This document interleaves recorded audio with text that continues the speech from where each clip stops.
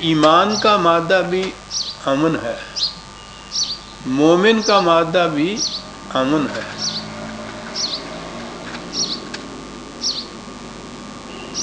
اور اسلامی معاشرے کی جو بنیادی خوشگوار خصوصیت بتائی ہے وہ لا خوف علیہم ولا هم یحزنون ہے، انہیں کسی قسم کا خوف نہیں ہوگا، امن ہوگا۔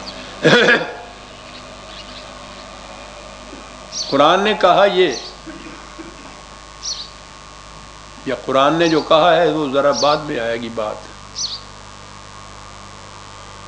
نظام حکومت اس میں ہوتا کیا ہے؟ جنہیں آپ صاحب اقتدار کہتے ہیں وہ پیدائش سے یا کسی جگہ سے آ کے اپنے پاس اختیارات، اقتدارات، قوتیں، دولت، یہ چیزیں ان کے پاس نہیں ہوتی۔ وہ عام انسانوں جیسے انسان ہوتے ہیں، ان کے اپنے پاس یہ کچھ نہیں ہوتا۔ کہاں سے آتا ہے؟ قوم اپنی ان چیزوں کو ان کے سپرد کرتی جاتی ہے،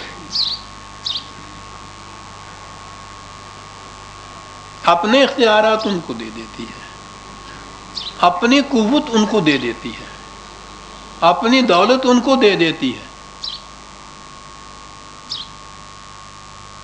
یہ کیوں دے دیتی ہے؟ کہا اس لیے دے دیتی ہے، ان سے کہتی ہے کہ یہ تم لو تاکہ ہم امن میں رہ سکیں، تم ہمارا امن قائم رکھ سکو۔ ذرا 2 منٹ کے لیے عزیزان من غور کیجئے گا بات کیا ہوئی ہے۔ عالم روزگار کو آسان بنا دیا، جو غم ملا اسے غم جانا بنا دیا۔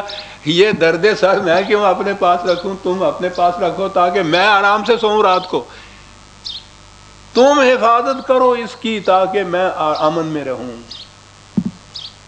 یہ اس لیے یہ اقتدار یا یہ دولت، یہ قوت، یہ ساری چیزیں اسٹیٹ کو، حکومت کو، اقتدار کے صاحبان کو اس لیے قوم دیتی ہے کہ قوم امن میں رہے۔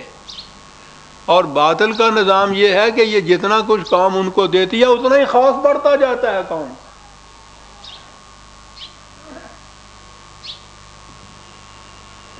ہر زائد چیز جو صاحب اقتدار کے پاس جاتی ہے غلط نظام میں، وہ قوم میں خوف کے بڑھانے کا موجب بنتی ہے۔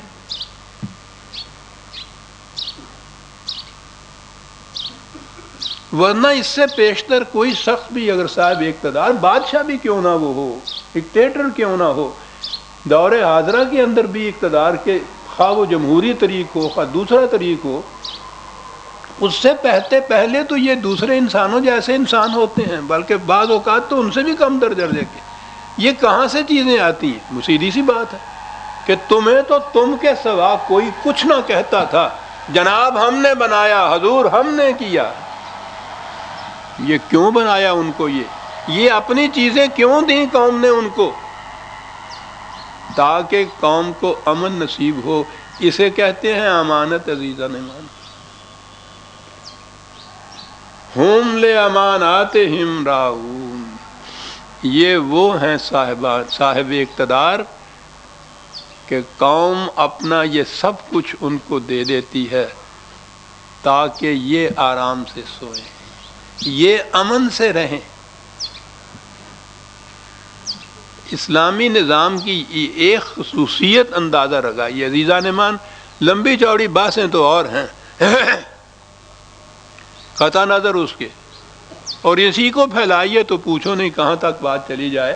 اس ایک چیز کو یہ دو کہ ان کے اپنے پاس نہیں کچھ ہوتا، قوم اپنی ان چیزوں کو ان کے سپرد کر دیتی ہے تاکہ قوم امن میں رہے۔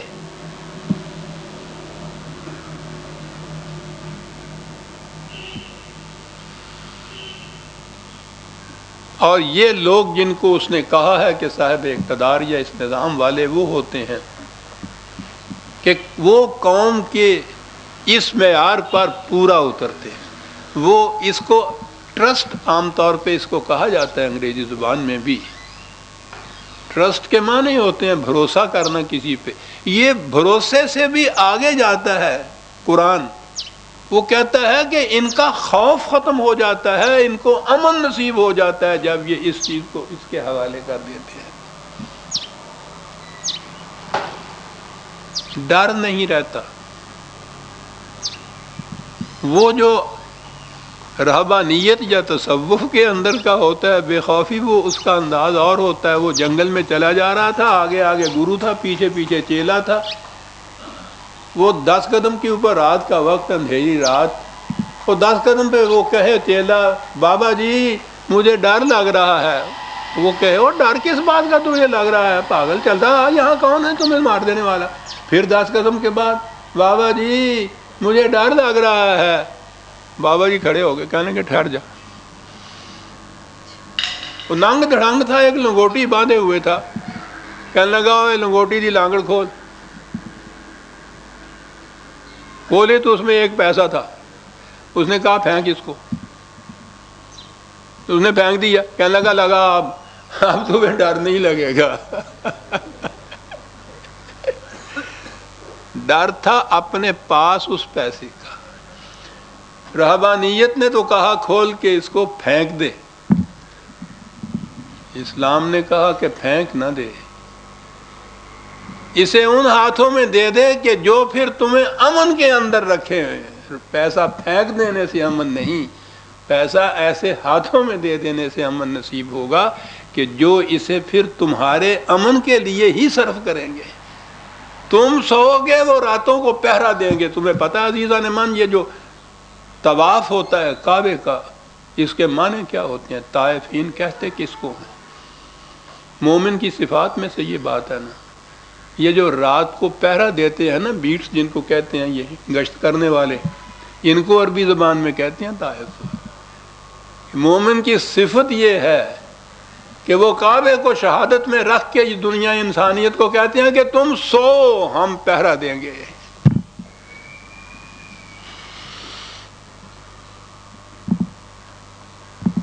انسان ان سے یہ کہتا ہے کہ یہ لو 1 پیسہ میرے پاس ہے۔ بڑے انداز سے، عجیب انداز سے یہ تصوف میں سمجھایا کرتے تھے۔ سب کچھ ہم نے پڑھا ہوا ہے کہ یہ لے لو۔ یہ ان سے کہتی ہے کہ یہ 1 پیسہ لے لو تاکہ مجھے امن نصیب ہو۔ ہر وقت درد سر بنا ہوا ہے یہ میرے لیے۔ سوچئے عزیزان من کہ یہ دے کے اگر امن نصیب ہو جائے۔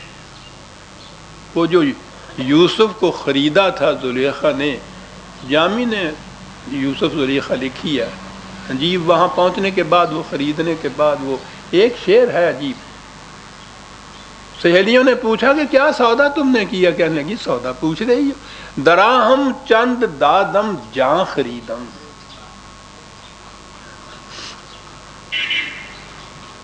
میں نے چند چاندی سونے کے سکے دیے اور جان خرید لی، تعال اللہ عجب ارزاں خریدم۔ اللہ کی قسم بڑا سستا خریدا میں نے، دراہم چند دادم جاں خریدم۔ عزیزان من، اسلامی نظام یہ ہے، ہر شخص اپنے چند دراہم ان کے سپرد کر دیتا ہے اور امن خرید لیتا ہے، اور اس کے بعد دنیا سے کہتا ہے کہ تعال اللہ عجب ارزاں خریدم۔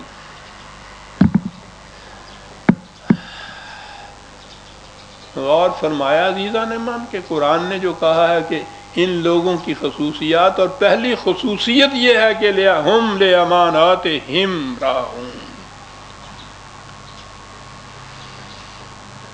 کہ قوم جو کچھ ان کے سپرد کرتی ہے یہ کہتے ہوئے کہ امن، وہ اسے لیتے ہیں اور قوم کے امن کے ذمہ دار ہو جاتے ہیں۔ مومن کے معنی ہیں دوسرے کے امن کا ذمہ دار۔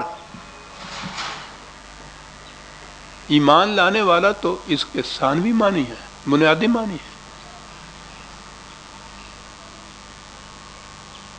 ایمان لانے والی بات دوسری ہے۔ قرآن میں تو خود اللہ تعالیٰ کی ایک صفت المومن ہے نا، تو مومن کے معنی اگر ایمان لانے والا ہو تو خدا کی یہ صفت کیا کہ اللہ مومن ہے، وہ ہم تو اللہ پہ ایمان لاتے ہیں، تو اللہ کس پہ ایمان لاتا ہے؟ مومن کے معنی ہے امن کی ضمانت دینے والا، یہ خدا کی صفت ہے، اور خدا کے بندوں میں یہی صفت جب نمودار ہو جاتی ہے